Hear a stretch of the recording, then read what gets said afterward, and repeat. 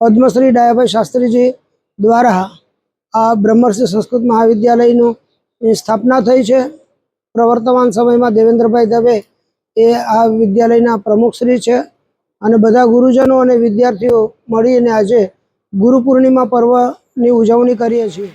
સંસ્કૃત જગતમાં અને પાઠશાળા જગતમાં ગુરુ પૂર્ણિમા એ સૌથી મોટો ઉત્સવ માનવામાં આવે છે। શંકરાચાર્યજી, પરમાત્મા શિવજી અને અત્યાર સુધીની જે પરંપરા છે એને ધ્યાનમાં રાખીને કહેવામાં આવે છે કે આજના ગુરુ પૂર્ણિમા પર્વની અંદર બધા વિદ્યાર્થીઓ પોતાની કૃતજ્ઞતા વ્યક્ત કરવાની હોય છે।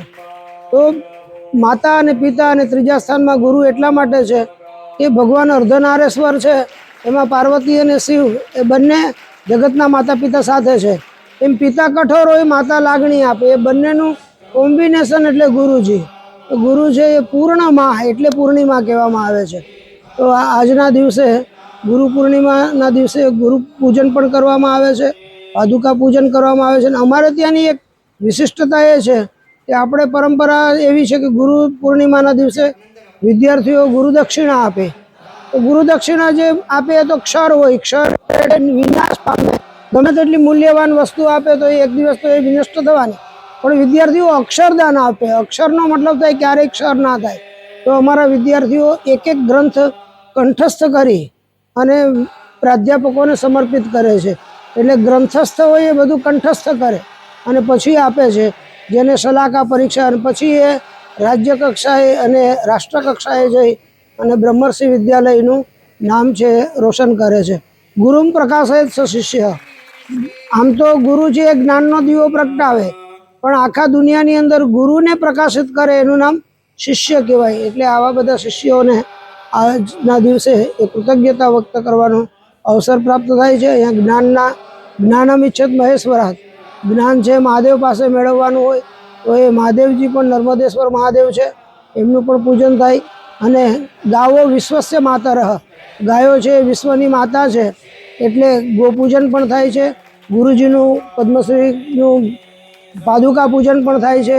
સંતરામ મહારાજ છે એમનું પૂજન પણ કરીએ છીએ। તો આ રીતે અમે બધા જ ભેગા મળીને ગુરુ પૂર્ણિમા પર્વનું અનુભાવન કરીએ છીએ।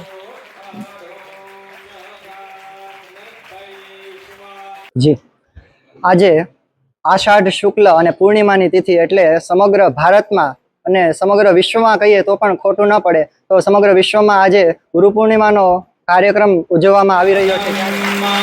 અમારે ત્યાં બ્રહ્મર્ષિ સંસ્કૃત મહાવિદ્યાલયમાં 200 જેટલા ઋષિકુમારો અધ્યયન કરે છે અને આમાંથી 50 જેટલા શિષ્યોએ પોતે સંપૂર્ણ ગ્રંથ, જેવી રીતે અષ્ટાધ્યાયી ગ્રંથ છે, રામાયણ છે ઇત્યાદિ પુરાણો અને ભાગવત ઇત્યાદિ પુરાણો અને અનેક પ્રકારના ગ્રંથો કંઠસ્થ કર્યા છે। અને ગુરુ પૂર્ણિમા નિમિત્તે સંપૂર્ણ વૈદિક રીતે આજનો પ્રોગ્રામનું આયોજન કરવામાં આવ્યું છે। આ પ્રોગ્રામમાં, કાર્યક્રમમાં સર્વપ્રથમ વ્યાસ પૂજન, ત્યારબાદ ગોપૂજન, ત્યારબાદ ગુરુજીઓનું પૂજન, ગુરુ પૂજન અને ત્યારબાદ શિષ્યો દ્વારા ગુરુજીને ભાવ પૂજન કરવામાં આવે છે। એટલે કે ગ્રંથ દ્વારા સંપૂર્ણ વિદ્યાર્થી ગ્રંથ સંપૂર્ણ જેટલા પણ શ્લોકો, જેટલા પણ સૂત્રો હોય એ કંઠસ્થીકરણ કરી અને ગુરુજીના ચરણોમાં સમર્પિત કરે છે।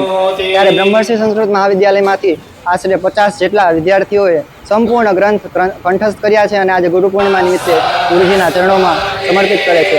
આ સમર્પણનો ભાવ છે અને સાથે સાથે અનેક પ્રકારના ભેટો ગુરુજનોને આપવામાં આવે છે। ત્યારે અમારા ગુરુજી તો ફક્ત એટલું જ ઈચ્છે છે કે જેવી રીતે પૂર્વસ્મિન કાળમાં એટલે કે પહેલાના સમયમાં જ્યારે વરતંતુ ઋષિના શિષ્ય જે કોત્સ હતા, તો કોત્સ જ્યારે એમ કહે છે કે ગુરુજી મારે તમને ગુરુદક્ષિણામાં શું અર્પણ કરવું જોઈએ, તો ત્યારે અમારા વિનમ્ર ગુરુજીઓ ફક્ત એટલું જ કહે છે કે તમે આટલી વર્ષ અમારી સાથે રહ્યા, અમારી સાથે ગુરુજનો વિદ્યાર્થીઓને અભ્યાસ કરાવે છે, સંપૂર્ણ વિદ્યા એ પોતાનામાં જેટલું પણ જ્ઞાન હોય એ ગુરુજી એ વિદ્યાર્થીમાં ઉતારે છે।